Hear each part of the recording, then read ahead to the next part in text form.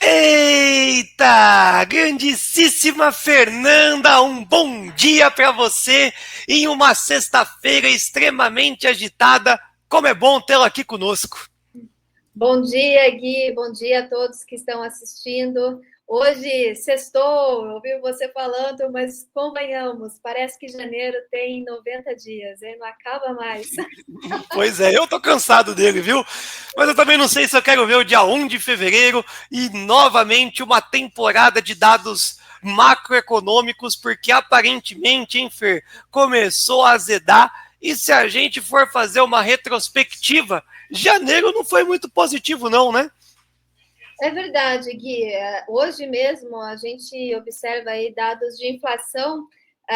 Eu já tinha adiantado isso também aí no meu calendário que eu coloco aqui para investidores, pessoal que gosta de fazer day trade, swing trade. Dados de IPCA é um dado importantíssimo e eu tinha adiantado aí que poderia ter uma pressão sim de alimentos. A gente vê uma inflação acima, bem acima aí das expectativas. O mercado estava esperando até a deflação, alguns colocando com deflação de passagem aérea, e eu coloquei no meu canal e eu falei assim, gente, vai vir pressão de alimentos, vai vir pressão de passagens aéreas. Então, isso é negativo, Gui, porque vai continuar pressionando a Selic, né? A gente tem aí reunião do Banco Central já na semana que vem, mas eu acredito que ainda segue em alta forte, tá? Falando aí de política monetária ainda nas duas próximas reuniões. Então, isso influencia os nossos juros futuros, influencia até de forma positiva a renda fixa, tá? Para os investidores, mas traz instabilidade, sim. Então, falando de Brasil,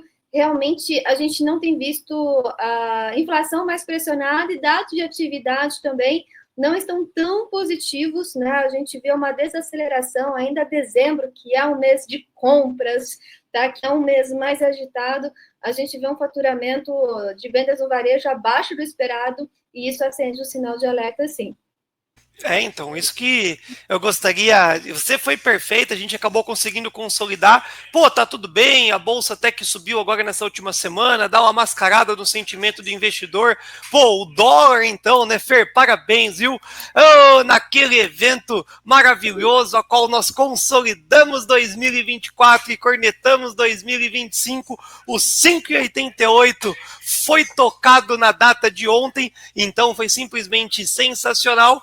Mas, de novo, né, quando a gente olha para um passado, para um retrovisor, 2024, que a gente conheceu o fechamento de janeiro de 2025, inflação acima do teto, dólar foi lá para 6 e pouco, e Selic, que tem corretor e banco botando acima de 16%, pode não estar errado, né? Itaú falou em 6% de inflação, Fer. Tem sentido?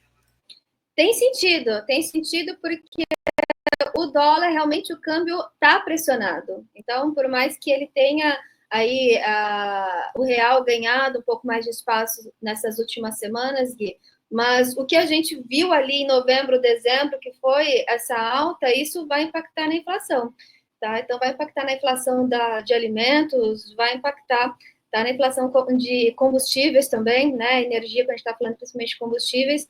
Então, faz sentido, né, essa inflação. Não é à toa que o Banco Central segue subindo os juros, tá? Mas a gente vê, assim, é legal você falar, porque janeiro, se a gente pegar todo o histórico, realmente, janeiro, o dólar dá uma arrefecida. Mas isso tem sido muito influenciado por Estados Unidos.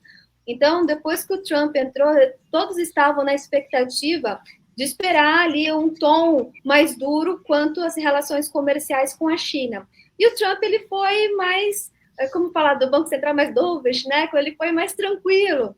Então, isso tem pressionado menos, tá? O dólar em relação às outras moedas. Ele ainda não falou que vai impor uma tarifa falando de produtos da China. Então, isso tem aliviado. Ou seja, o que a gente vê hoje, o impacto de um câmbio mais apreciado aqui de R$ 1 em relação ao dólar, é mais influenciado por Estados Unidos do que por políticas domésticas que, por aqui, infelizmente, ainda não tem um cenário tão positivo falando de curto prazo.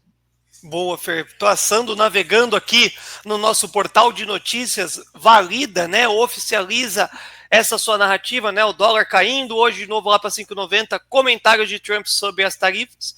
Então, de novo, né? O Alex também comentou, o Haddad não pode vestir a camisa do eu avisei do 5,70, porque ele não fez nada, né? Acabou caindo na gravidade, acabou caindo na inércia, então ficou bem interessante. Tem aqui a ponta do Trump, Bitcoin também colocando aí um patamar mais elevado. Vamos entender esse cenário do mundo cripto com a Flávia Jabur daqui a pouquinho. Porém, para sair aqui dessa esfera Brasil, só o comentário adicional de déficit de conta corrente, 9,03 bi em dezembro, disse o Banco Central, e aí ficou o maior desde 2019. E aqui do lado esquerdo, a gente já começa a falar um pouco do cenário internacional, que é o Fed manterá os juros inalterado em momentos de incerteza, mas, todavia, entretanto, o Trump também falou que o Fed, o Jerome Powell, não sabe nada sobre inflação e sobre juros. E aí, Fer, déficit fiscal brasileiro e Estados Unidos, o que vai rolar? Vai ter canetada nos States?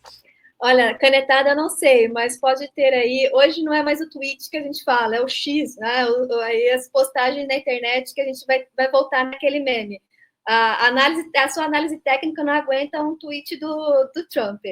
Então, assim, pode trazer, sim, muita volatilidade. A gente já observou isso em 2018, em 2019, tá? Então, para quem viveu essa época, vai se lembrar, e quem não viveu, pode colocar aí que pode trazer, sim, o Trump já fez isso, né, no passado, então isso pode trazer incertezas, tá, para o mercado. Então, não é nenhuma novidade o que o Trump falou aí, que o juros tem que estar mais baixo e tudo mais. E essa canetada é o que a gente, na economia, é um termo técnico que a gente fala que é a dominância fiscal. Não é muito diferente do que está acontecendo no Brasil, que pode acontecer no Brasil, viu, Gui? Então, assim, é uma aula que a gente olha para lá e vê aqui. Então, não é um problema só nosso, né? A gente está olhando para a maior economia. Mas o importante para o investidor, Gui, não é ele ter um partido, tá? Não é ele ser emocionado. O importante é ele ser racional.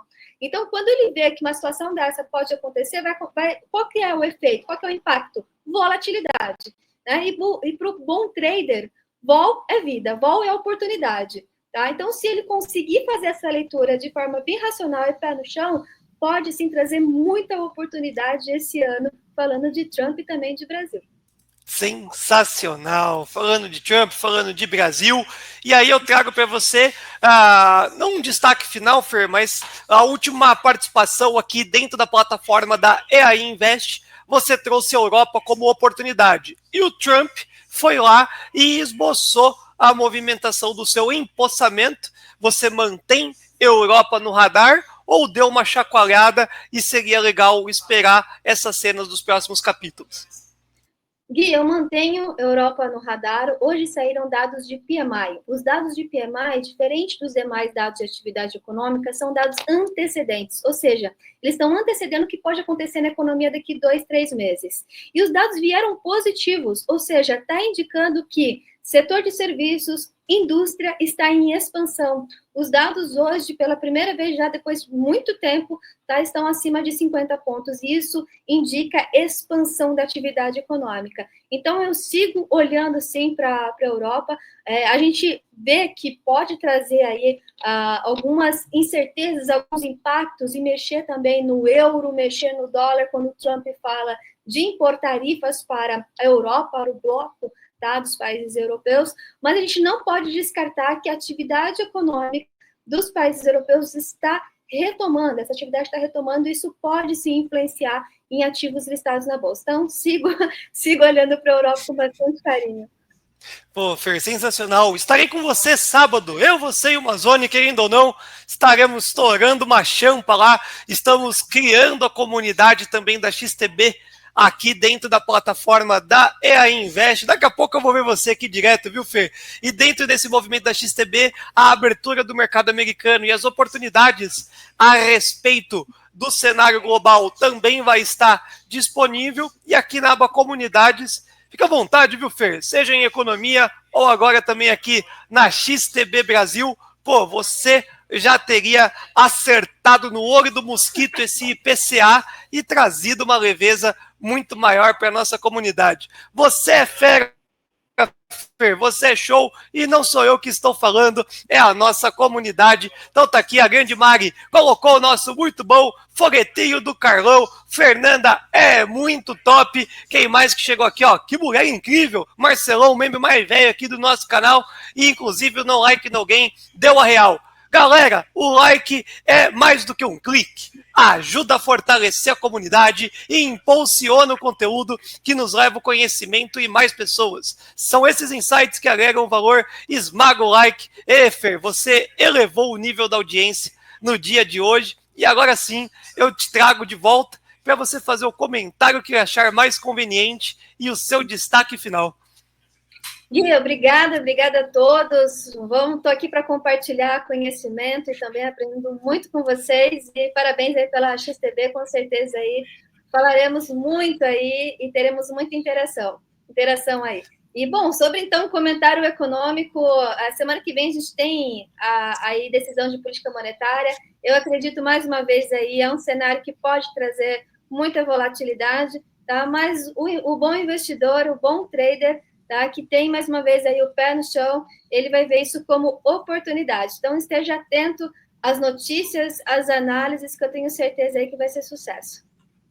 Fer, errei, viu? Eu vou ter que te voltar aqui com o Dolinha. A gente falou do Dolinha, então o cenário para câmbio, só atualizando, essa queda é uma queda indesejada técnica, e aí as condições que a gente está vendo de déficit, cenário de governo, bate-cabeça, tende a voltar esse dólar naturalmente a R$6 mais, ou a gente pode encarar a política monetária prevalecendo, aí esse aumento de juros semana que vem dá uma controlada no bate-cabeça do governo. A parte econômica aí a respeito do câmbio, o que você pode trazer para colocar, né, todo mundo no pé? Tá muita gente otimista no câmbio, colocar um pé no chão na galera aí.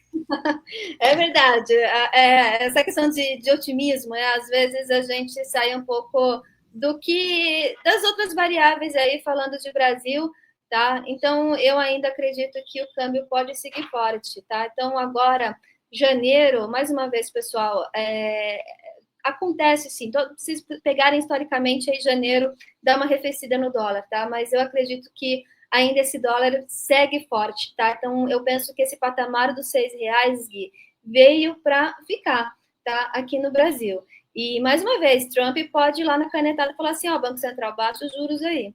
Então, isso pode trazer volatilidade, né? Então, lá e aqui no Brasil também, com a questão das contas públicas, inflação está pegando, então eu acredito que deu uma arrefecida agora, né? Mas eu acredito aí que o dólar pode seguir forte em comparação ao real, mas nesse patamar dos R$6, sim.